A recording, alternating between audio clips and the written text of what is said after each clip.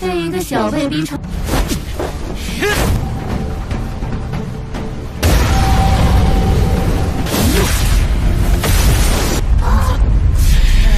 知了，乖乖跟上去。没那资格。是谁？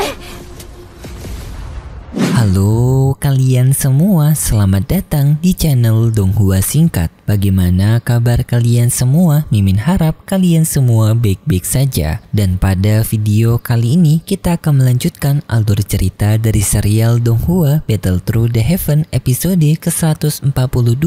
Dan sebelum kita masuk ke cerita terbaru, mari kita sedikit mengingat cerita sebelumnya, yang dimana pada cerita sebelumnya Shoyan bertarung melawan ular berkepala 9, yang singkatnya pertarungan itu bisa dihentikan dengan Qinglin yang tersadarkan diri, serta Qilin menjelaskan kalau ular itu merupakan pelindungnya Qilin. Selanjutnya Shoyan pun mencoba untuk melatih dari teknik tingkatan Tian, yang singkatnya Shoyan telah mempelajari teknik tersebut yang disebut sebagai The Great Palm, yaitu sebuah teknik lubang hitam. Dan setelah itu pun Shoyan mulai membantu guru Yalo untuk mendapatkan kembali tubuhnya, yang singkatnya wadah dari tubuh Yalo kali ini merupakan ranah dari Dozun bintang 4 dan juga adanya tangan dari ranah Doseng sebelumnya yang Shoyan dapatkan waktu berada di runtuhan Doseng. Singkatnya proses dari pembangkitan Yalo dimulai, yang singkatnya proses itu sampai pada akhirnya guru Yalo yang akan mencoba untuk menguasai tubuh itu, sedangkan di tempat lain Istana Jiwa tampak sekarang para pasukan Aula Jiwa yang telah bersiap-siap untuk melakukan serangan kepada Pavilion Bintang Jatuh akan dimulai dengan dipimpin oleh Tianzun ke-9,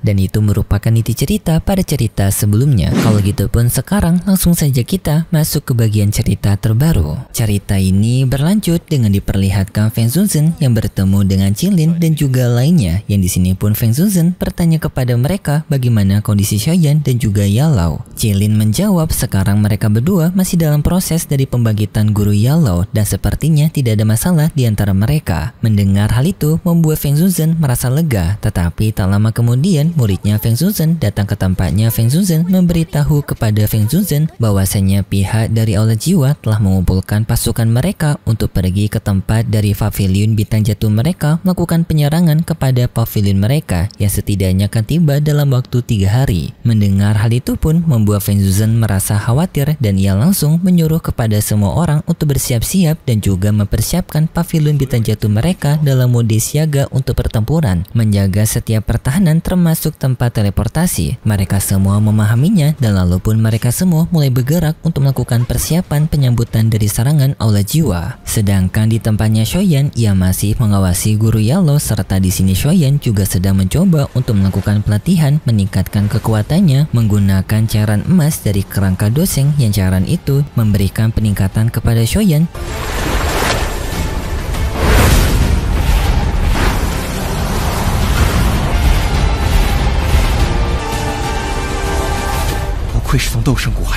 Yang membuat Shoyan sekarang berada di ranah Dozun bintang 2. Membuat Shoyan pun merasa puas dengan peningkatan ini, dan tak lama kemudian adanya Feng Zunzhen datang ke tempat Shoyan. Di sana Feng Zunzhen bertanya kepada Shoyan kapan guru Yalo akan bisa bangkit kembali. Shoyan menjawab hal ini cukup sulit untuk ditebak karena wadah yang digunakan oleh guru Yalo merupakan wadah yang kuat, membuat guru Yalo kesulitan untuk bisa mengambil alih dari wadah ini. Yang di sini Shoyan juga tidak bisa memperkirakan kapan guru Yalo bisa menguasai penuh tubuhnya. Shoyan pun bertanya kenapa Feng Zunzhen menanyakan hal ini. Feng Zunzhen menjawab mereka akan mendapatkan penyerangan dari Aula Jiwa dalam waktu 3 hari lagi. Mereka semua harus bersiap-siap menghadapi ancaman tersebut, dan juga di sini Shoyan diminta untuk menjaga guru Yalao, yang karena sekarang juga mereka tidak bisa meminta bantuan dari guru Yalao, yang sekarang guru Yalao masih dalam proses dari pengendalian tubuhnya, tidak bisa diganggu oleh siapapun. Shoyan memahaminya dan lalu pun Feng Zunzhen pamit dari sana untuk mempersiapkan Pavilion Bintang Jatuh dalam penyegapan serangan Aula Jiwa nantinya. Shoyan memahaminya dan lalu pun Feng Zunzhen pergi dari sana. Setelah Shoyan mendengar kabar penyerangan dari Aula Jiwa, membuat Shoyan khawatir, tetapi Shoyan berjanji kepada gurunya kalau ia akan melindungi guru Yalo mau bagaimanapun alasannya. Singkat cerita, kita diperlihatkan dengan Pavilion Bintang Jatuh yang telah dipersiapkan secara penuh untuk menyambut kedatangan dari Aula Jiwa dengan para murid mereka yang telah bersiap siaga melakukan pertempuran. Yang pada saat ini situasinya telah 3 hari telah berlalu dan hari ini merupakan hari pertempuran. Di sana juga mereka telah merasakan aura kekuatan yang dahsyat akan datang ke tempat dari pavilion bintang jatuh mereka. Di luar dari persembunyian pavilion bintang jatuh, kita diperlihatkan dengan para pasukan oleh jiwa yang telah muncul dengan dipimpin oleh Zhenxing. Yang tidak hanya Zhenxing sendiri, tetapi adanya Tianzun hitam dan juga putih, yaitu He dan juga Bei. Yang di sini Zhenxing memimpin mereka dengan mengatakan kalau mereka datang ke sini adalah untuk memberikan hujan darah kepada pavilion bintang jatuh serta mengambil Shoyan dan juga guru Yalo di tempat itu. Setelah itu pun Zhenxing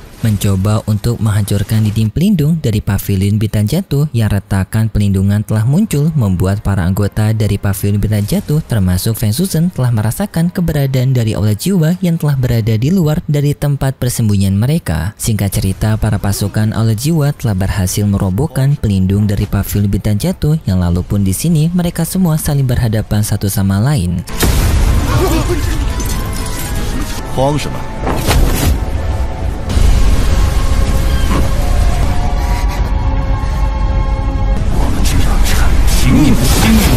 Sekaligus di sini Zhenxing mengancam kepada Feng Suzhen bahwasanya hari ini merupakan hari dari kejatuhan pavilion bintang jatuh mereka. Feng Suzhen dengan percaya diri bersama dengan para anggotanya dari pavilion bintang jatuh tidak akan membiarkan hal tersebut. Dan lalu pun di sini Feng Suzhen bersama dengan lainnya mulai membuat rencana mereka untuk menghadapi rombongan dari Zhenxing. Yang di sini Feng Suzhen akan menghadapi Tianzun hitam dan juga Tianzun putih, sedangkan lainnya akan menghadapi Zhenxing. Tetapi di sini mereka khawatir jika Feng Suzhen tidak akan sanggup untuk menghadapi Tianzun hitam dan juga Tianzun putih. Tak lama kemudian tiba-tiba saja Shoyan muncul mengatakan kalau ia akan menghadapi Zhenxing. Yang di sini pun Zhenxing menjadi puas melihat kemunculan Shoyan karena kedatangannya ke sini adalah untuk balas dendam kepada Shoyan atas apa yang sebelumnya telah dilakukan Shoyan kepada dirinya sampai membuat dirinya malu dan juga kehilangan tangan. Di sini juga Qinglin meminta izin kepada Shoyan untuk menghadapi Tianzun putih. Shoyan menyetujui Qinglin karena Shoyan yakin kalau kekuatan dari ular berkepala 9 milik Qinglin akan bisa membantu Qinglin menghadapi Tianzun hitam. Tetapi di sini Zhenxing merendahkan mereka semua dengan mengatakan kepada mereka semua kalau mereka semua hanya akan mencoba untuk membuat rencana atas kematian mereka, bukan untuk mengalahkan mereka. Dan lalu pun Zhenxing menyuruh kepada para pasukannya untuk melakukan serangan.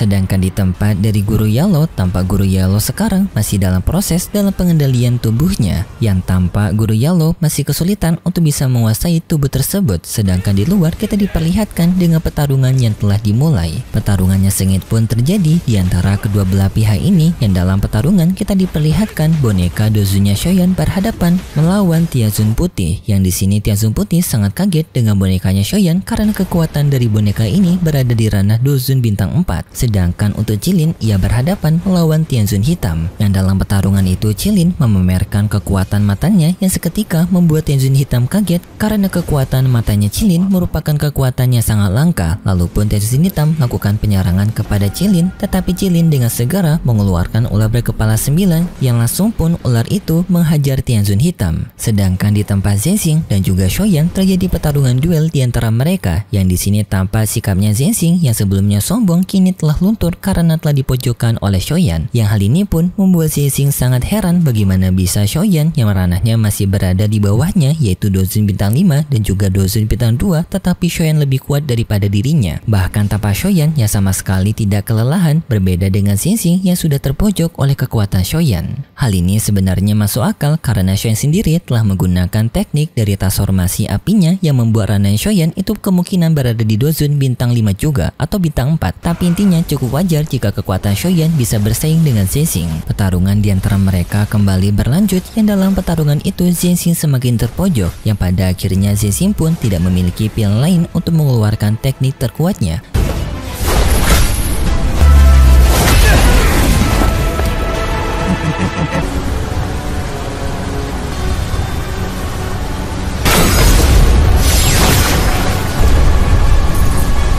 Yaitu dengan Zhenxing mengeluarkan pedangnya dan mempersiapkan sebuah tebasan pedang yang disebut sebagai tebasan pedang penghancur bintang. Zhenxing pun melepaskan teknik itu ke arah Shoyan, tetapi Shoyan dengan segera membalas tekniknya Zhenxing menggunakan teknik dari Dao kelas Tian yaitu The Great Palm.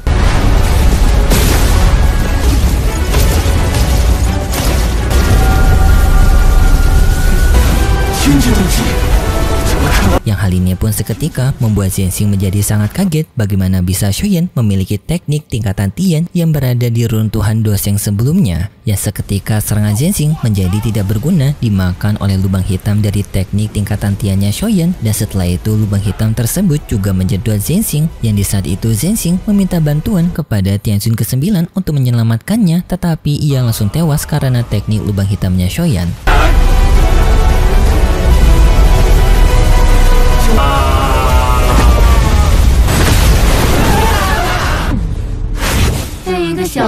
Yang seketika membuat Zhenxing benar-benar telah tiada. Tetapi akibat penggunaan teknik lubang hitam itu membuat Shoyan seketika kewalahan karena energinya yang telah habis. Namun di saat itu tiba-tiba saja adanya sebuah suara yang memuji kemampuan Shoyan, sekaligus menyebut Shoyan yang berasal dari keturunan Xiao Zuan karena mampu menggunakan teknik mengerikan sebelumnya, dan ternyata suara itu berasal dari Tianjun ke-9.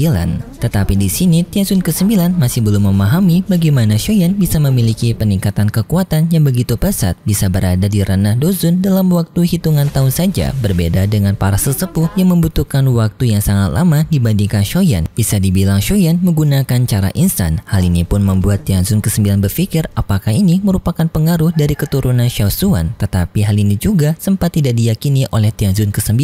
Singkatnya pun Tianjun ke-9 memberikan tawaran lembut kepada Shoyan untuk ikut bersamanya tanpa adanya perlawanan, karena misinya adalah untuk membawa Shoyan dan juga Xiaolo secara hidup-hidup, jadinya ia tidak ingin melukai mereka. Shoyan tentu saja menolak hal tersebut dengan Shoyan langsung menghajar Tianjun ke-9 menggunakan teknik dari 3000 api pembakaran, yang teknik itu pun terbang mengarah ke Tianjun ke-9.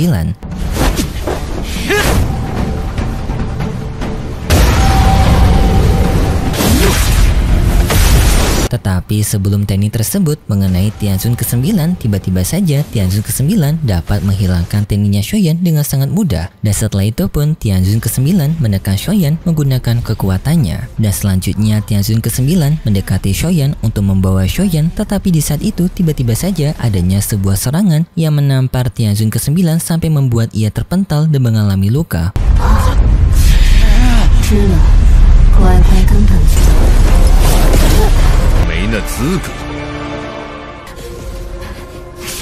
Membuat Tianjun ke-9 menjadi sangat kaget siapa orang yang telah bisa melukai dirinya. Dan setelah itu pun terdengar suara dari Guru Yalo yang telah berada di hadapan Shoyan dengan mengatakan, kau merupakan Tianjun ke-9 masih belum layak untuk mengambil muridku. Tetapi sayangnya setelah itu ceritanya bersambung dan berikut cerita selanjutnya. Pada cerita selanjutnya kita diperlihatkan dengan pertarungan berlanjut, yaitu tanpa Guru Yalo yang berhadapan melawan Tianjun ke-9 dengan mereka saling beradu kekuatan. Yang peraduan itu dimenangkan oleh Guru Yalo. Tetapi setelah itu tiba-tiba saja celah dimensi muncul yang ternyata ini merupakan bantuan dari Aula Jiwa, yaitu Tianjun ke-8 yang datang untuk menolong Tianjun ke-9 berhadapan melawan Guru Yalo. Tetapi usaha dari Aula Jiwa sangat sia-sia walaupun adanya Tianjun ke-9 dan juga Tianjun ke-8 yang bekerja sama untuk berhadapan melawan Guru Yalo, tetapi mereka tidak mampu untuk menyaingi kekuatan Guru Yalo yang telah berada di Banseng, yaitu ranah jembatan untuk menuju ke ranah Doseng. Pada akhirnya nanti Tianjun ke-8 dan juga Tianjun ke-9 mereka akan menyerah dan mereka akan kabur dari sana karena tidak mampu untuk berhadapan melawan Guru Yalo. Dan setelah itu pun kita akan diperlihatkan dengan masalah baru yang akan datang ke tempat Shoyan, yaitu Nalanyandra. Mantan terindahnya Shoyan datang ke tempat Shoyan untuk meminta bantuan kepada Shoyan untuk menolong Yuyun yang sekarang Yuyun menghilang dan diduga telah diculik oleh Aula Jiwa. Intinya masalah baru lagi dan juga petualangan baru. Dan itu cerita yang akan kita lihat nanti untuk episode selanjutnya di minggu depan besok. Kalau gitu pun terima kasih buat kalian semua yang sudah menonton video ini sampai akhir. Jika kalian suka dengan video kali ini, bisa beri like serta subscribe dan sampai jumpa di video selanjutnya. See ya!